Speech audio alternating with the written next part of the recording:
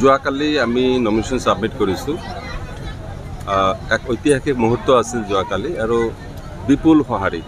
জীৱনত আমি আশা কৰা নাছিলোঁ যে এনেধৰণৰ আমাৰ স্থানীয় মানুহ, ধুবুৰীবাসী মানুহ, স্থানীয় কেণ্ডিডেট হিচাপে স্বতঃস্ফূৰ্তভাৱে আহি মোক দুৱা আশীৰ্বাদ কৰি গৈছে। আমি নিশ্চিত তাৰ কাৰণে এনে আগৰ পৰা আমি গম পাই আছোঁ, য'তে গৈ আছোঁ এটাই আৱাজ যে আমাৰ স্থানীয় আমাৰ প্ৰাৰ্থীক আমি ভোট দিম। আৰু বাহিৰৰ পৰা অহা যিসকল আহিছিল তেওঁলোকে ইতিমধ্যে কোনোবা এজন মন্ত্ৰী আছিল 15 বছৰ, কোনোবা এজন MP আছিল, আমাক একো কৰা নাই। আৰু আমি ভৱিষ্যতৰ কথা এতিয়া আমি চিন্তা কৰিম। আৰু চৰকাৰ আমাৰ কাৰণে বহুত কাম কৰি আছে, গতিকে ৰাইজেও চৰকাৰমুখী হৈছে।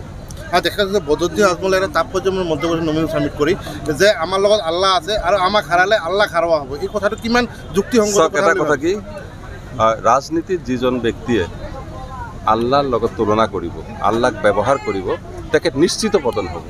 তেওঁলোক নিশ্চিত পতন হ'ব। আল্লাহ এইটো বৰদাস্ত কেতিয়াও নকৰে। আৰু দেখা গৈছে যে কংগ্ৰেছে একটা অভিযোগ উত্থাপন কৰিছে বদৰুদ্দিনৰ যিখন হেলিকপ্টাৰ, সেই হেলিকপ্টাৰ বিজেপিৰ পৰা প্ৰদান কৰা হৈছে বুলি তেখেতসকলক তথ্য আছে বুলি ৰকিবুদ্দিন কংগ্ৰেছ পাৰ্টীয়ে কৈছে, কংগ্ৰেছ পাৰ্টীয়ে স্পষ্টীকৰণ দিব। আৰু যিহেতু কালি এটা নিউজ আপোনাৰ বিৰুদ্ধে ওলাই আছে যে আপুনি কৈছে যে ৰকিবুল হুছেইন মিয়া, বদৰুদ্দিন আজমল মিয়া চালানী মিয়া খাটাও, এই কথাখিনি কিমান সত্য? মই আপোনাৰ পৰা প্ৰথম শুনিলোঁ এই কথাটো। আমাৰ মুখেৰে কেতিয়াও জীৱনত এইবিলাক কথা ওলোৱা নাই আৰু ওলাৰ সম্ভাৱনাও নাই।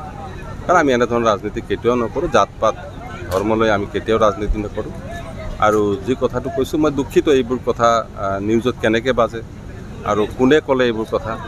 আৰু যোৱাবাৰ মই আপোনালোকে নিশ্চয় জানে যে যোৱাবাৰ মোক হিন্দু সজাইছিল, ভাইৰেল কৰি দিছিল মোবাইলে। মোৰ নাম যাদৱ দাস হৈছিল ঠিক 2 দিন আগত। এওঁলোক এই 15 দিনৰ ৰাজনীতি কৰিহে মানুহৰ লগত ব্লেকমেইলিং কৰে আৰু 5 বছৰ কৰি MP হয়। কিন্তু এইবাৰ ৰাইজ আগতেই এইবাৰ সজাগ হৈছে। এই 15 দিনত ভুল নাযায়। 15 দিনৰ মিছা কথাবিলাক অপপ্ৰচাৰ যিমানে কৰক, এইবাৰ ৰাইজে আশ্ৰয় নিদিব, ৰাইজে এইবাৰ একচেপ্ট নকৰিব। আপুনি মূল প্ৰতিদ্বন্দ্বী কোন হ'ব? আমাৰ প্ৰায় 20-25 দিন ধৰি আমাৰ ৱাৰ্কাৰ্ছবিলাক, কৰ্মীবিলাক, কাৰ্যকৰ্তাসকলে বহুত ধুনীয়া কাম কৰি আছে। উইথ প্লেনিং আমাৰ দিনে দিনে ইমান ইম্প্ৰুভ হৈ আছে যে আমি অভিভূত হৈছোঁ। আমি উল্লাসিত হৈছোঁ যে আমাৰ ৱাৰ্কাৰ্ছবিলাক ইমান ইউনাইটেড হ'ব পাৰিছে। আৰু মিত্ৰজোঁট আপোনালোকে জানে, AGP, BJP আৰু UPPL প্ৰত্যেকে লাইনত ভাল কাম কৰি থকাৰ কাৰণে আমাৰ ইম্প্ৰুভটো যথেষ্ট বেছি হৈ আছে। আৰু এয়াই আজমল ডাঙৰীয়া আৰু কংগ্ৰেছৰ যিহেতু ইম্প্ৰুভ হোৱাৰ কোনো স্থল নাই, তেওঁলোকৰ কোনো পচিবিলিটি নাই, তেওঁলোকে কিয় ইম্প্ৰুভ হ'ব? ইম্প্ৰুভটো হোৱাৰ কথা নাই।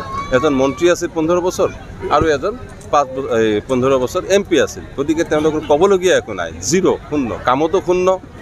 আৰু আগন্তুক দিনত যিটো ইহঁতৰ যিটো সম্ভাৱনা, এই সম্ভাৱনা ৰাইজে এতিয়া একচেপ্ট নকৰে যে ইহঁতৰ দ্বাৰা আমাৰ একো নহ'ব। ইহঁতে আমাক ক্ষতি কৰিলে, দেশ এফালে গ'ল, আমাৰ প্ৰগতি এফালে হৈ আছে, আমি আকৌ অৱনতি, আমাৰ অঞ্চলটো আমাৰ অৱনতিহে গৈ আছোঁ, আমাৰ অৱনতিৰ ফালেহে গৈ আছোঁ। গতিকে আমি উন্নয়ন লাগে, আমাৰ উন্নয়ন আমাৰ দৰকাৰ। আমাৰ নেক্সট জেনেৰেশ্যনৰ কথা আছে, আমাৰ ল'ৰা ছোৱালীৰ কথা আছে। আৰু চৰকাৰ যিহেতু সামগ্ৰিকভাৱে উন্নয়নৰ দায়িত্ব লৈছে, এই চৰকাৰৰ প্ৰতি আমাৰ আস্থা আছে। গতিকে সেই হিচাপে মই স্থানীয় প্ৰাৰ্থী হিচাপেই হওক আৰু চৰকাৰৰ যিহেতু আমাৰ চৰকাৰ নিশ্চিত হ'ব, গতিকে চৰকাৰৰ ৰুলিং পাৰ্টি হিচাপে হওক মোক এইবাৰ একচেপ্ট কৰিব বা একচেপ্ট কৰিছে ইনশাআল্লাহ। Thank U.